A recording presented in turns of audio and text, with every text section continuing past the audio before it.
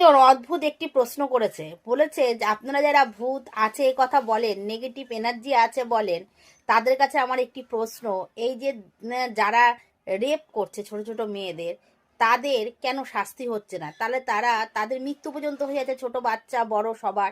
বা ধরুন সমাজে যারা অত্যাচারিত হচ্ছে, সেই অত্যাচার সহ্য করতে না পেরে তারা সুইসাইড করছে বা তাদের মার্ডার করে দিচ্ছে, তাদের মৃত্যুর পরে তারা ভূত হয়ে গিয়ে সেসব লোকের উপর কেন বদলা নিচ্ছে না?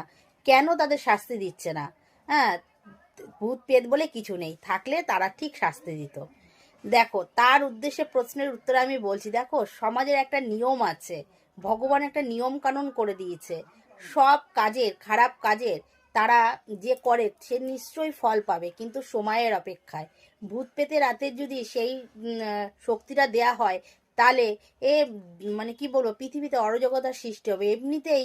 দেখো কত খারাপ কত কিছু হচ্ছে, এক মানুষের, কিছু মানুষের অত্যাচারে কিছু মানুষ টিকতে পারছে না, তখন ভূতদের অত্যাচারও টিকতে পারে না। তখন দেখা যাবে যে অন্যায় করছে তার উপরও যেরকম সে অত্যাচার করছে, ভালো মানুষের উপরও কিন্তু অত্যাচার করছে। তাদের সেই রকম পাওয়ার দেয়নি। তবে হ্যাঁ, আমরা কি কখনো গিয়ে সেই সব লোকের কাছে জিজ্ঞেস করেছি তোমার কোনো ফিলিং হয় কি না, ভয় পাও কি না? যদি আমরা জিজ্ঞেস করি জানতে পারবো তার মধ্যেও একটা আতঙ্ক কাজ করে, করে না কিন্তু তা না। কারণ নানা রকম সমস্যার সম্মুখীন হয়, কিন্তু মুখে বলে না ভয়ের চোটে। আর একটা কথা বলি, যদি ভূত পেতের সব কিছুই যদি মানে অন্যায় এর প্রতিবাদ করতো, তাহলে ভগবানের কি দরকার? আর ভগবান কেন কর্ম ভালো করে যেতে বলেছে, ফলের চিন্তা করতে কেন বলেনি? আর যেমন কর্ম তেমন ফল, এই কথাটা কেন বলা হয়?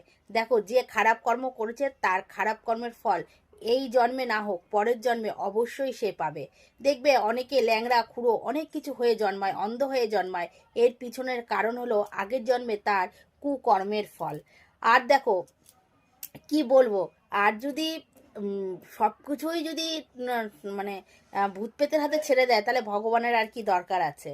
তাই জন্য সব সময় এটা মনে করবে যা কিছু হয় সব ভালোর জন্যই হয়। আর ভগবান যেমন আছে তেমন শয়তানও কিন্তু আছে, এটা কিন্তু একদম মাথার মধ্যে ঢুকিয়ে নেবে।